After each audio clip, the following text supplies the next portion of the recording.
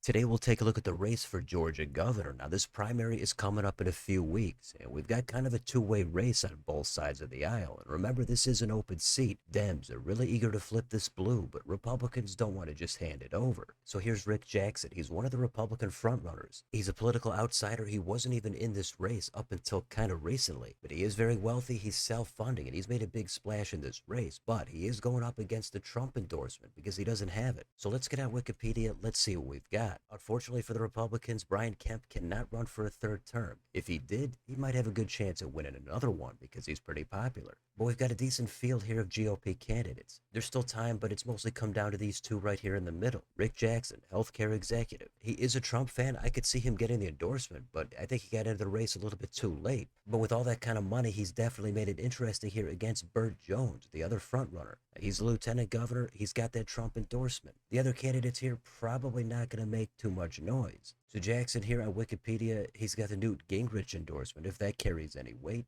There's Donald Trump with Burt Jones. Now, several candidates do have a decent amount of money raised. One of them is Chris Carr, the Attorney General. He did raise a ton, but he's polling pretty weak. Burt Jones has over $3 million cash on hand. And Brad Raffensperger, remember him? He's another semi-big name, but he's not one of the two major contenders in this primary, but he does have over $5 million on hand. And Rick Jackson, he got in late. He's already put in a ton of his own money, but it hasn't shown up yet here on the finance report. Now look at this polling. It's a horse race between Jackson and Jones. Jackson is now in the lead. He's at about 6%. But even with all that said, he's only in the mid-20s. Burt Jones is at about 20. Undecideds are the plurality at about 40% still. And the thing about Georgia is if nobody gets 50%, they're doing a runoff in June. And it looks like that's very likely to happen at this point. And you can see here that Jackson didn't even get into the race until February 3rd. Without Jackson, it was between Jones and Raffensperger, maybe Chris Carr. So they're both a fan of Trump. Jones has the political experience. Jackson is the outsider. If Jackson somehow wins and Jones has the Trump endorsement, that would look pretty bad for Trump unless somehow at the very end he does some kind of a co-endorsement like we've seen in the past. So let's see where things are at on Polymarket. Right now, Rick Jackson is in the lead. He's at 63%. Burt Jones is at 29%.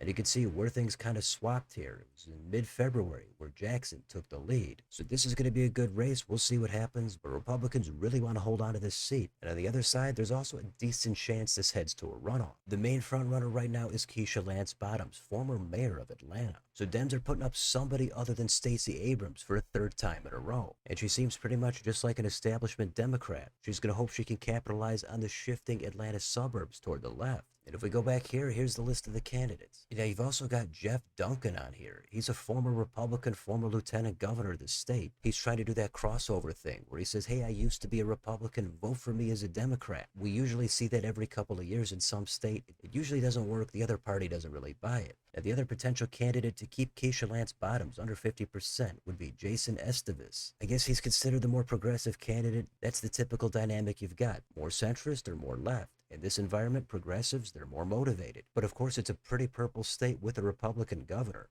National Democrats, they don't want to risk anything progressive. They're going to stick with what's more middle of the road. So down here, Estevez, he's got a bunch of local endorsements. Keisha Lance Bottoms doesn't have a ton here on Wikipedia. You do have former Governor Roy Barnes endorsing the more moderate Michael Thurmond.